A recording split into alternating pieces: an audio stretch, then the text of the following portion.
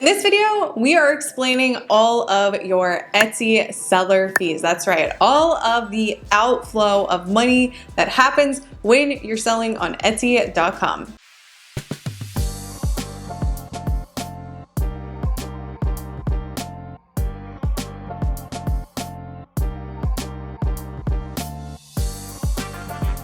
The first thing that you need to know about selling on Etsy and how the fees work. Basically, you have something called a payment account, and this is where you're gonna see all of the money that you collect from your sales.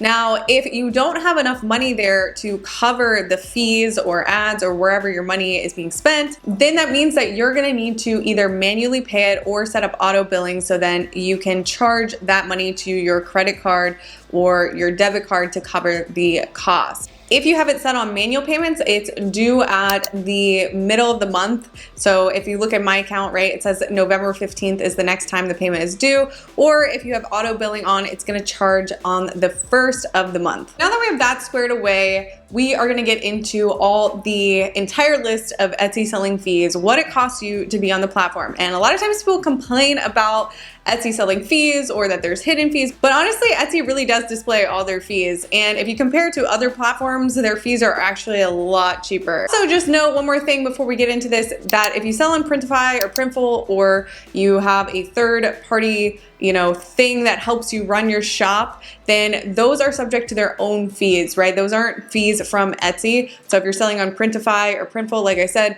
they may have their own fees built into their billing, but that's not going to get displayed inside your Etsy. All right, so the first fee is a listing fee. This is a random 20-cent fee that Etsy says that you need to pay every single time you list your item. Now, there's two options for listing fees. You have automatic payments and you have manual listing renewal payments that you can make. I suggest that you leave it on automatic because that means that if you have a listing that has 10 in stock, after it sells, if you have it on manual renewals, then it's gonna set the listing to inactive even though there's more stock. And basically what Etsy's doing here is, again, they just wanna charge you 20 cents to relist your item. So every single time an item sells, it's going to charge you 20 cents, and it's on a quantity basis. Inside your finances tab and then go to your payment account, you can scroll down to the bottom and there's something called your account ledger. Inside this ledger, you actually can see line item by line item every single type of transaction that's happening. If you want to get a more detailed report, you can go into your settings and go to options, and then you can download other reports from there and see more data line item by line item. But for the most part, if you're just trying to see the different fees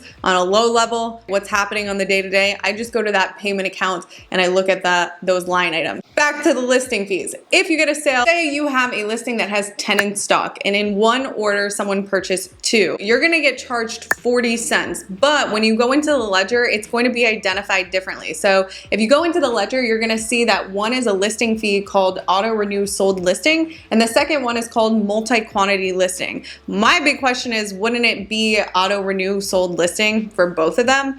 But the reason why this is happening and why it's not the same type of transaction happening, it's because when you went to renew it for the first time to sell it again, when you had the stock set at 10, you paid 20 cents to list that 10. Now when the transaction happened, you sold a quantity of 2, you're paying for that second quantity that sold, and then you're paying to renew the listing again at 8 quantity.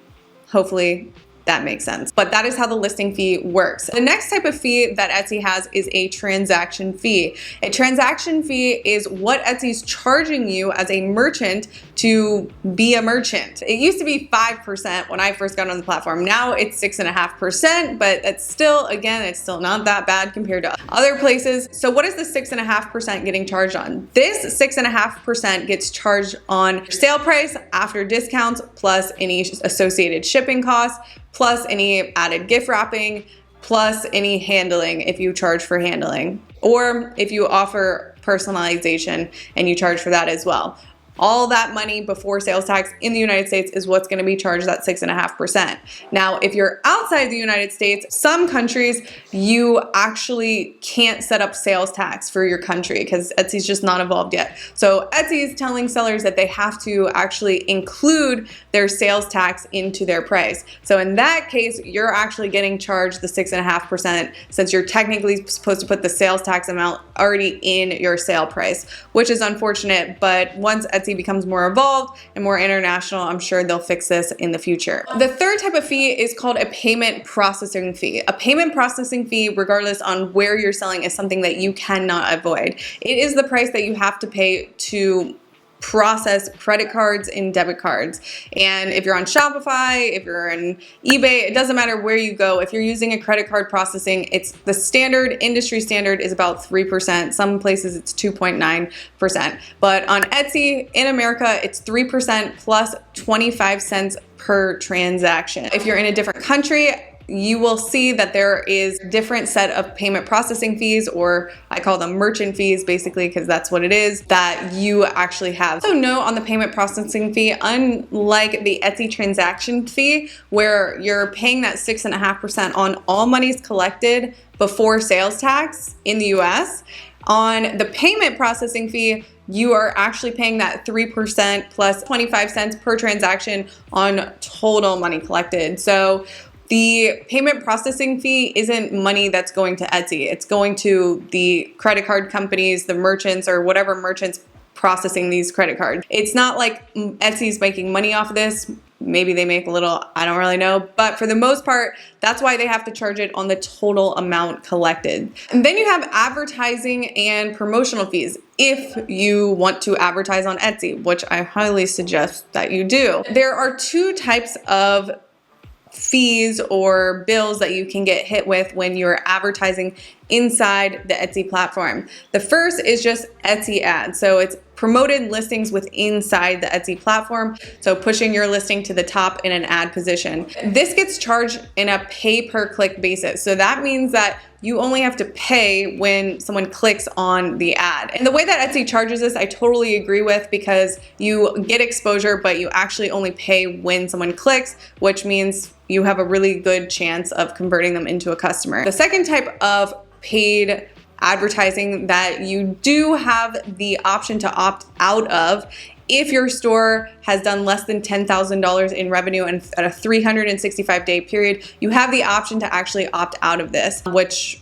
I recommend you don't do that. I would opt into it. But if you have under $10,000 in revenue in 365 days, Etsy's going to charge you 15% for something called off-site ads. If you have over $10,000 in revenue in less than a 365-day period, then you are only going to get charged 12%. And this is not PPC. This isn't, you're not paying when people click on this. You're actually only paying that 15 or that 12% if someone purchases.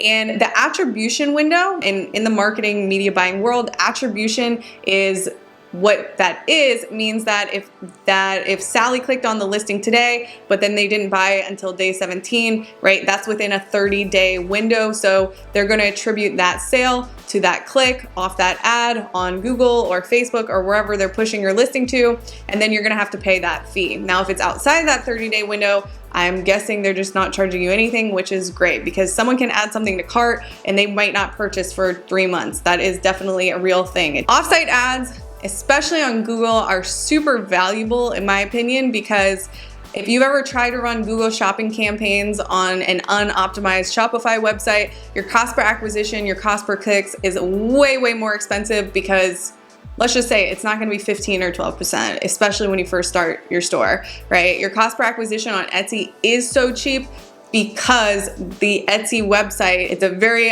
SEO optimized website on the whole Google compared to your new Shopify store that maybe is less than a year old. So that is why you're getting such cheap rates. And when I hear people complain about it, they just have never ventured outside Etsy and they don't understand like what else is out there. And the other fees that you may or may not incur is an Etsy subscription fee. So now that Etsy has a pro plan, which I have, and basically it's $10 a month, so you might see that in your ledger. But when you have it, you get $5 back in ads credits and you get 15 listing credits. So those 20-cent listing fee credits. Between the listing credits and the $5 ad revenue credits, it's like $8. So you basically get your money back. So I would just get it. It's worth the $2. Also just note that in some states in the United States, if you have this subscription fee, that some states are subject to paying a sales tax on that Etsy Plus subscription and also on the pattern subscription that they have. I don't have it. I don't know what it does, but it's like one of the Etsy apps in there. So you may be subject to paying a sales tax on that subscription fee, which might add like another 70 cents.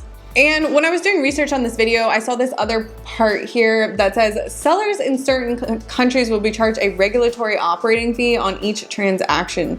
So I'm assuming this is another fee that international or certain countries have to pay. I don't know what this is, but there's an article here about it that I'm going to link below that explains what that is. And if your country pertains to it, I would make sure you check there if you're international. Now, what's actually pretty cool that Etsy does is that in the case that you have a refund or a canceled order, they're actually gonna refund you the proportion of all of these fees back to you as well. So as you can see here, we have a refund that was a full refund on an order here, and it was $40.84. The order amount here was actually $38, but then she paid $284 in sales tax. And so when they refund, they're going to actually deduct the full amount, including sales tax, even though I never had the sales tax, right? They're including it in one line item right here, but then they're crediting me back the sales tax, and then they're also crediting me back the payment processing fee, that 3% plus 0.25 cents,